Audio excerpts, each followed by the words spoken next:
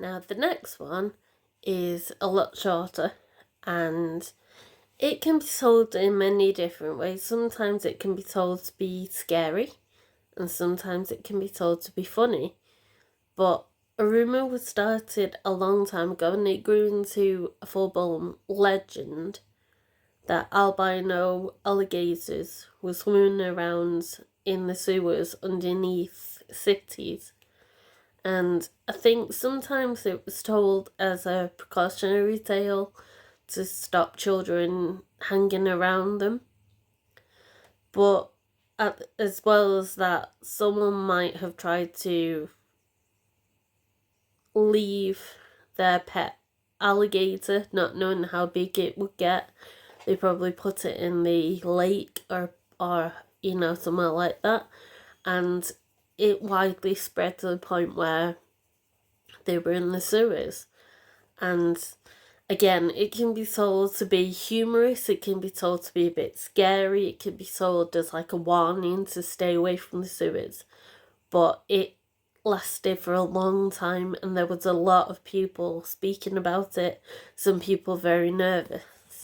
The next urban legend is very well known, and that is the Hook. The Hook's been told in so many different ways. It's been referenced to in movies, even in stories, and it's something that's gone down in history and people haven't forgot. I'm going to be telling one version of it because I believe there is so many different versions. So one night, a couple were on a drive when they stopped somewhere to do what couples do, and at one point the car breaks down while they're trying to get to their special place. So they try everything they can, they have a look at the car and nothing's working. So the male says that he will go and he will walk into the nearby town and he will see if anyone is there to help. And after a few back and forth, because it's a scary thought, being left alone somewhere while you go for help, but it's scary thinking of them, on their own as well. But after a few back and forth arguments, they agree. And the female stays in the car and locks all the doors, and she ends up falling asleep. She has a rest. She wakes up and she hears something scraping on the car, and on the roof. It's not very loud, but it's just enough that it scares her. And it happens a few times. She keeps checking, she can't see anything, but she doesn't want to leave the car because that's safety. Locked doors and everything, she can be safe behind them. But it still happened, and eventually it got to the point it scared her so much she ran out the car. And this is where it differs in a big way. Some people believe that the boyfriend was unalived and the sound that she could hear were his feet scraping on the roof when he was unceremoniously hanged from a tree. So that's what she was hearing. So terrified, she tried to run back to the car, and that's when she saw a rusty old hook stuck in the car door. And that's very scary because it speaks to a lot of people, because it's about young love and taking risks and not knowing how bad it could be.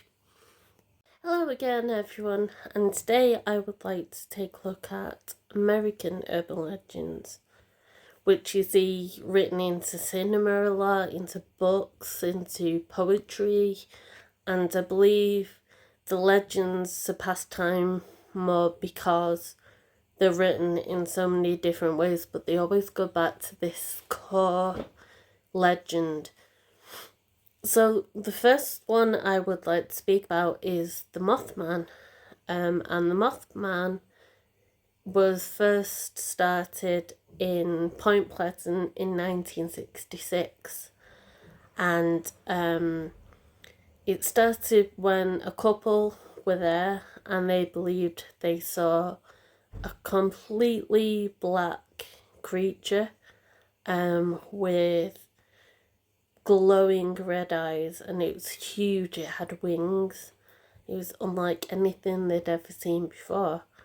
And obviously this legend went into so many different places because there were so many sightings that people believed were the same. And it's believed that the cause of these sightings could be likely due to birds such as herons. But you can see throughout, there's movies where Mothman's been mentioned, there's been books.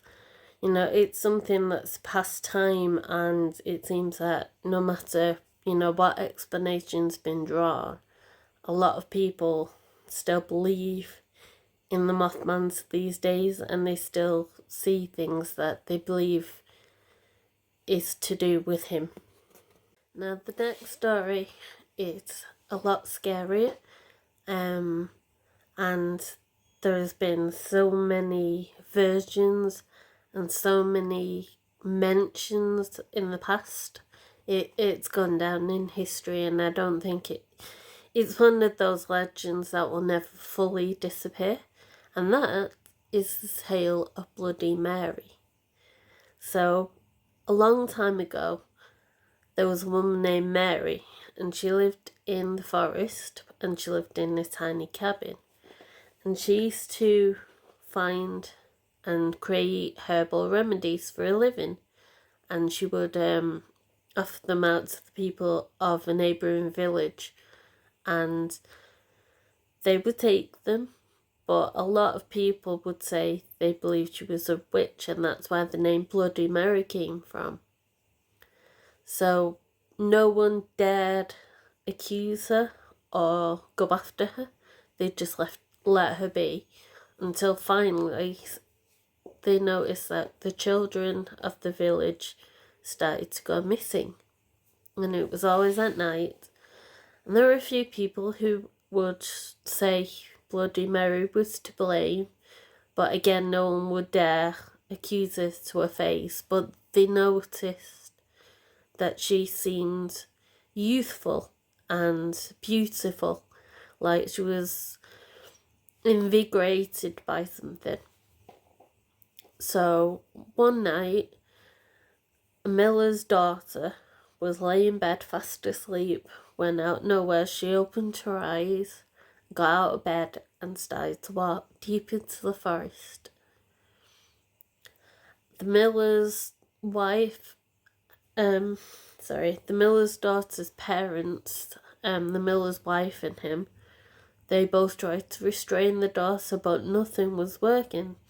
There was a strength there that they'd never experienced before. She was hell-bent on going into the forest, and so they asked more people to come with them to try and stop the daughter.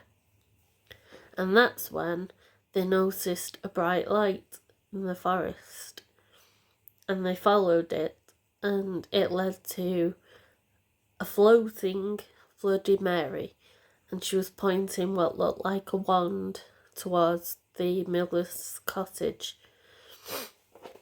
And they realised what she was doing and where all the missing children had been going. And they all had pitchforks, and they all ran out screaming, and this broke her concentration and broke the spell. And she ran into the forest, hopefully to get away from that. That's what she wanted to happen. She wanted to get away, she wanted to escape. But they caught up to her, and someone hurt her to the point that she couldn't run, and they all caught her and they took her back to the village and they put her on a fire.